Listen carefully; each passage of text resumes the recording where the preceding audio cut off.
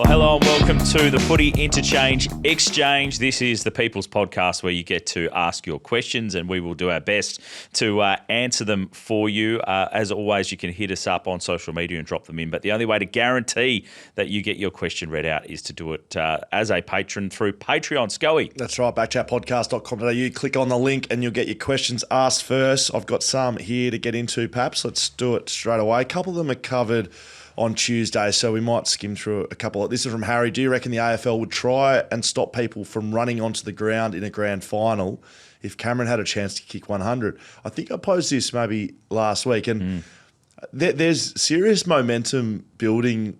I feel like almost internally from Geelong and the way they're playing that they're looking at him. 25 goals in 3 games to finish the year. But I think if they make finals, which they will, this will be on 100 goal watch for finals. Yep. So 25 goals in, let's say they play a minimum of 2 finals in 5 games. Very doable by his standards, given the 3 teams they play to finish. Have they got West Coast? Essendon? They got Essendon. Yep. I think they got Sydney, Richmond, and I'll have to check the other one. I think there might be Essendon. Let me have a quick look.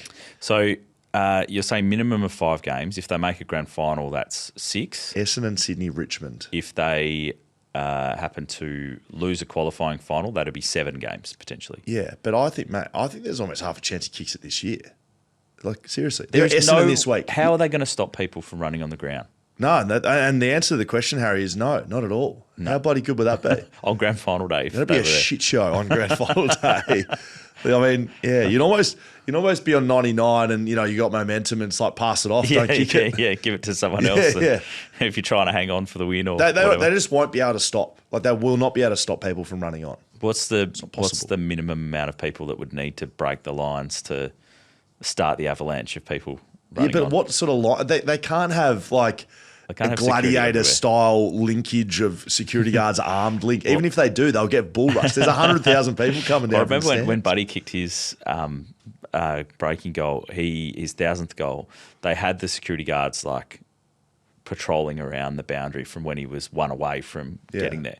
And then obviously that turned into an absolute crazy which storm, was awesome. Which is one of the great moments that we've seen in recent times. It would be so good. It would be absolutely chaotic if it was to happen during a final. Yeah. Depending on the scenario in the game at the time. That's Geelong would almost rather him kick in the last round of the year. Yeah. Mate, I think he kicks 10 goals this week. Right? It's incredible. Essendon doesn't have a person to play on him. I thought 100 goals was gone. Like, no one would ever get near it again. So I think he kicks 10 this week. He needs 15 in the last 2 rounds. He's got Sydney and Richmond. Imagine if he did it in the home and away. Well, I reckon he's doing it home and away. That'd be incredible. What's happening? Great question. Mitch is on board on Patreon. If you're the Melbourne board, are you looking for an established, proven coach or are you looking for some new, fresh talent? He also would like to apologise for calling you Skeeter at the Derby. Paps. And so we've asked Drew Jones on Tuesday. We spoke a little bit about it. I think the Melbourne board is hoping to land one of those 4 big fish. Yeah. Maybe 5 if Michael Voss gets sacked. Like, you'd add him to the 5. Yeah. If Michael Voss gets sacked, you're going to go and add one of those 5, I think. It feels like Melbourne, and I know we've spoken about West Coast and how they probably went on a little bit too long, but it feels like Melbourne's list is in a different spot with the talent that they've still got there, plus some young talent coming through. Like Cozzy Pickett is still a very young player and potentially one of the best in the competition. They went back to the draft this year. Lindsay and Langford coming through. Van Rooyen's still there at a young age. As you sort of spoke about, if they could somehow find a key forward to help down there, a big key forward to help take them to the next level, I think that would be a chance for them to go again. Yeah, and I think of those, John Longmire makes the most sense to me just because strong inside midfield, which he's been renowned for. A forward line that hasn't always been amazing. Yeah. He's been able to make pretty good teams work with Sydney, even though, of course, Buddy Franklin for a long period of time there. But, even later in life, Heaney was, a forward for him, that sort of Fritsch type operator where he's not really a key forward but kind of plays like one. Yeah, I think he'd be the best one to look at. And I would be going for one of those 5. I think you'd be stupid not to, because I reckon that most of them will be gone if you don't. Yep. Aaron on Patreon says, why won't Rojo and co, so I'm assuming that's Rowan Jones and the rest of the board, just open the West Coast safe and screw the soft cap? Everyone moans about how rich the club is, so why not spend a few mil on extra coaches or masseuses or bus drivers or whatever the hell you need and get to work at West Coast? What do you think about some of this soft cap stuff? Do you think it'd help? Look, I haven't been there for 4 years, 5 years, whatever it is. I don't think we ever lacked resources. And I think they got to the party late a little bit on the coaching side of things with Andrew McWalter's acquisition. And they, if there was other assistant coaches that they wanted, they probably couldn't get them given how late they made the call. So maybe that's an area. But in terms of medical help, facilities, bus drivers, whatever you want to say, I don't think West Coast are lacking in that regard. I think and a lot of the talk's gone away from it for whatever reason, I guess because the senior side's going so poorly. But the West Coast Waffle side, I think they could spend more money on. I did have pretty recent exposure to that program and, it may have changed in the last 12 months, but the last time I was there, not a lot of attention was given to that group of players and what they were doing there. And, I think if they, put more money in there, maybe they can develop players quicker. Maybe that's a way you could actually spend a bit more money. But so for those people that aren't aware, the soft cap works in that if you pay over the cap for your coaches, then you get taxed on top of that, and then that extra revenue actually goes back to the other clubs that struggle for money, and everyone else gets topped up as well. So you have to be pretty invested to want to spend more than. Just jumping in though, a question from Maddie off X talking about the coaching setup at West Coast. You talk about assistants moving. And you touched on it in the main podcast as well. But little tongue-in-cheek from Matty says, role reversal, Simon Goodwin to go and be an assistant coach for Andrew McWalter. I don't hate it. I mean, he's clearly a good coach. And a lot of these senior coaches, I mean, he's been a head coach for 9 years, so you probably forget a little bit the craft of being an assistant coach. But it's a very different role. Andrew McWalter as a senior coach is a very different coach to him as an assistant coach. Adam Simpson was an elite assistant coach. He wouldn't have coached as a head coach like he was an assistant coach. So it'd be a significant swap for Simon Goodwin, mentality-wise. But he's high quality. He's worked together before. We don't know what their relationship's like. Maybe they didn't get on. Maybe they're best mates. You could do worse than adding Simon Goodwin to the ranks, I think. But if he wants a break, he wants a year off, is it a step backwards in his career? Is it something that he wants to do? Move to Western Australia? That'll all be things you'd have to consider. But I don't think it'd be the worst thing in the world. It tends to seem that the coaches, if they have a little bit of a break, it's good just to freshen up again, like Adam Simpson's had, like John Longmire's had, just to break that cycle of being involved in that footy environment full on. You don't see a lot, if any, get sacked and coach the next year at another club. Yeah, I can't think of anyone who's done that. Maybe I'm completely wrong, but what was Michael Voss's journey from Brisbane to Carlton? He went back assistant coach. Yep. For a while. Brendan on Patreon, this is a good one. I've been loving Simo and Horse's segments on tactics on Fox Footy. Sorry, Adam and John's, I mean. It's very good.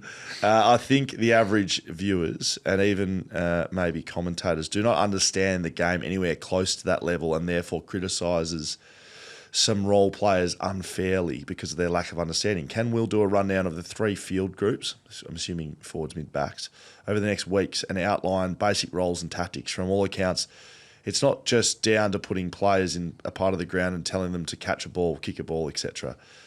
Yeah, look, Brendan, to be honest, mate, I've thrown this idea around a lot. I would really like to do a breakdown show. There's some restrictions around rights and what footage you can use, and I think a lot of this stuff's better explained with vision. I'd love to put it on Fox Footy's table that you have former players, former coaches breaking things down like we've seen Simo and John Longmire do on AFL Tonight. I think it's a great segment, and there's a lot more that probably people don't get to see. It's probably why I defend role players a lot more than some of my other counterparts as well, because I do understand that it's more than getting a touch out in the AFL field. Yeah, absolutely. It's that your stats disposals don't always tell the story. But the other part to that's the execution of it too. Like you have that in position, but then it's up to the players to execute that. I was surprised that I didn't see, well, maybe I just haven't consumed it enough, but I didn't see real breakdowns of the 666 stuff. I I remember a year where someone butchered that badly, and we had like a 2-hour meeting at West Coast on look what they did wrong. This is what we do differently. Breaking into groups, breaking it all down. That's what happens in footy clubs when stuff like that happens. So I think there'd be the good ones around the country would have got that vision from the St Kilda Melbourne game and pulled it apart together. Just so you don't want to fool me once. How's that saying go? Fool me again. Yeah. I'm an idiot. Yeah. Something like that. Yeah, fool me once, shame on you. Fool me twice, shame on me. Yeah, type so areas. I think so. So, I'm very interested, Brendan. But resources and rights are usually the issue in regards to those. All right, let's fire through a few more questions as well. A couple coming through around the Melbourne setup. David says, Simon Goodwin said Melbourne are a hell of a lot closer to being a contender again than what people think. This way of thinking is why he had to go. Surely clubs have worked out it's better to bottom out than top up, says David. Yeah. And that we've spoken about this. It's going to be such a wrestle for Melbourne as to which way they go. Yeah, the void stuff that Tom Rockliff spoke about, I think, is less about the depth of players and more about the ability of clubs that people perceive aren't in a good area, as in Melbourne with their training facilities and their performance at acquiring good players to that list. Like, right as we sit here now, Melbourne going and getting a superstar key forward, I think is really difficult. I don't know who that's going to be unless it's just pure money. And they're already paying some guys probably significantly above what they're performing at. So, is there any free agent forwards out there?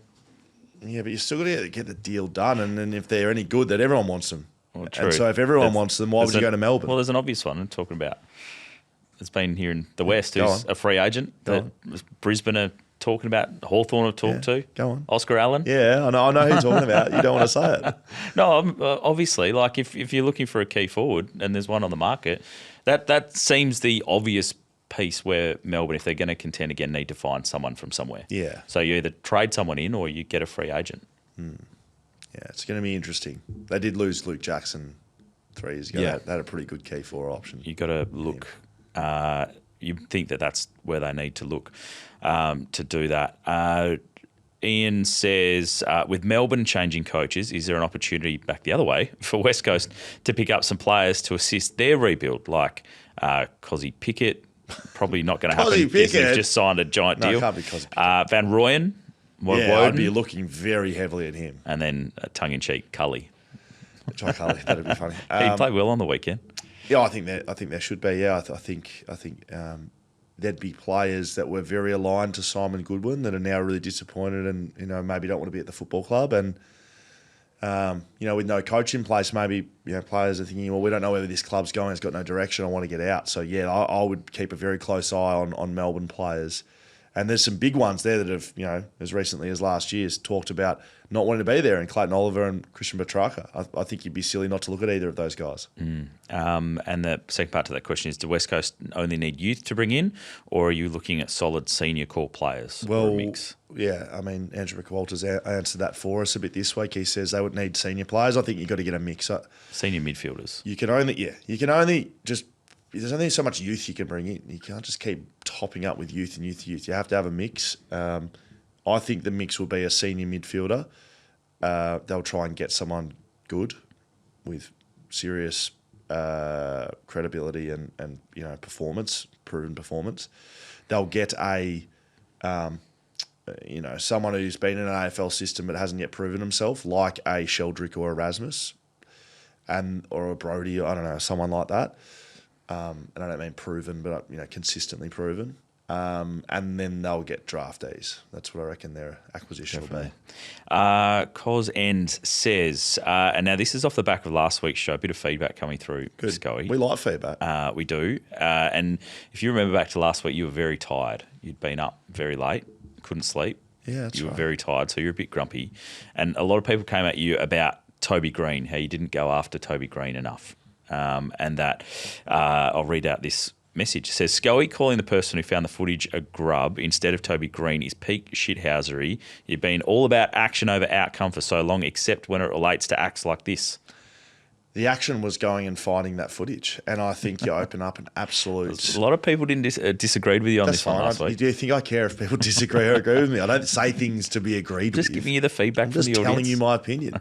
I still think that it opens up a massive can of worms coming into a prelim final. If you go and suspend that action, all right, let's go and hire 1,000 people in another country, and we're going to go through the footage for the last 3 years, and we're going to go find something that player X has done, and let's find something, and then let's suspend him. Like, where's the limit of liability? I think it's, I do. I stand by it. Stand by everything I said. Scully sticking to his guns. To the point of literally ever. I will attest to that. Berksy 88 was in your camp and says, if not found when the review is done, that's it, done and dusted. You can't go back and just for another look just because it's Toby Green. Correct. So that's what was done. But it was sort of 90-10 against you, I reckon. Well, that's fine. And in favour of me last week. Well, what did you have to say?